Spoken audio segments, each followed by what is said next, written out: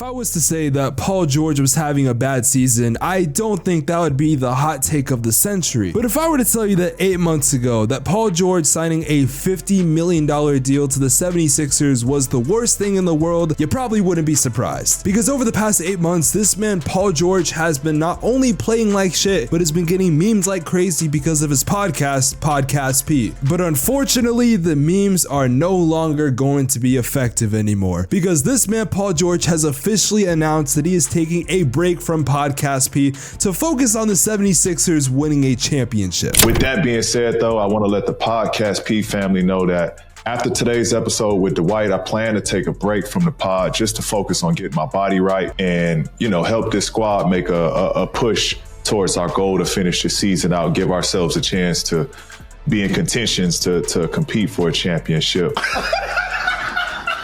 You know what? While I am a hater of Paul George, I have to say, let's give it up to him, guys. Like, everyone, please clap. The man is finally going to focus on basketball instead of trying to be an influencer. Oh my God, the Sixers are 20-37. While I'm not gonna act like the reason the 76ers have been bad because I'd be lying to you and I'd be trying to create a narrative for a video. I mean, shit, at that point, I might as well change my name from Spex Media to The Flight Mike. But I do think what Paul George is doing is not the worst thing in the world, except now it's just kind of useless. If this was at the beginning of the season when the 76ers started at the bottom, which you could argue it was due to injuries, then fine, that's not a crazy idea. But to say that you're stopping the podcast because you want to focus on winning a championship is like me saying I'm gonna stop doing YouTube so I can pursue Sabrina Carpenter, which, as much as I would love to do that, it is never going to fucking happen. And this is not me being a hater, this is because the Sixers are barely in playoff contention anymore. Let's just say hypothetically that Philly won every single game for the rest of the season. Let's say they never lost. Oh wait, I'm sorry, I lied because I forgot they lost tonight versus the Knicks. Which, by the way, in case if you didn't know, they are on a 9-game losing streak. I cannot make this shit up. You did this in the middle of a 9-game losing streak. But anyways, let's just say that Philly goes on to go undefeated for the rest of the season. I mean, shit, I've seen crazier shit happen in the NBA. Well, that would mean that the Sixers, for one, would have to win 24 straight games, which at this point, I don't even know if Paul George can score 24 points in a game. But regardless, that would mean that Philadelphia has a record of 44-38. Which, when is the last time you saw a team win 44 games in the season while being at the bottom of the standings for a majority of the year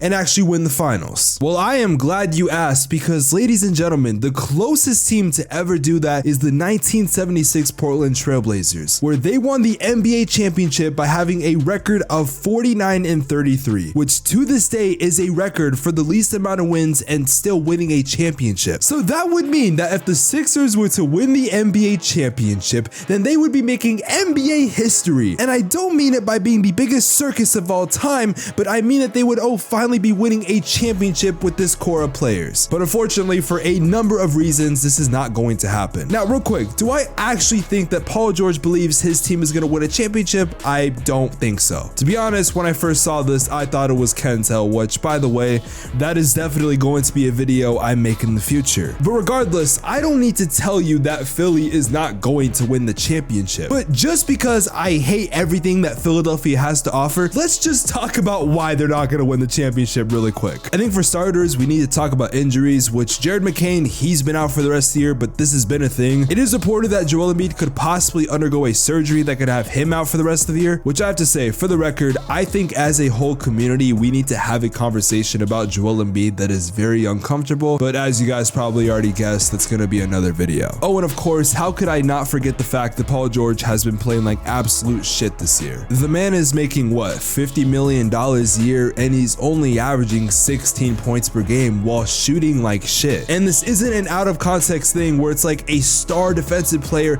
and yeah, he doesn't need to score. No, Paul George needs to score for this team to do well. Look, I am sorry, but you cannot play 37 minutes in a game and only score 2 fucking points. You just cannot do that. I've seen this man score less than 20 points, then I've seen him score more than 20 points. And obviously his points per game is telling us that, but still, it's crazy. I would have thought that Paul George would have had some jump later on in the year, but that shit has just not happened. Now, I made a video about Paul George, I believe about a month or two. And in that video, I did highlight, what he was doing at that time. and I for sure thought if I made a follow-up video that something would change. But no, the man is still piss poor on defense. Again, his shooting has just not been the same. Now there might be a lot of you in the comment section be like, oh Spex, why are you going so off on him? Because this is the same person that said a lot during the offseason, and he got mad at the Clippers because they wouldn't give him an extension that was as big as Kawhi Leonard's. Then I hear wind of like, you know, what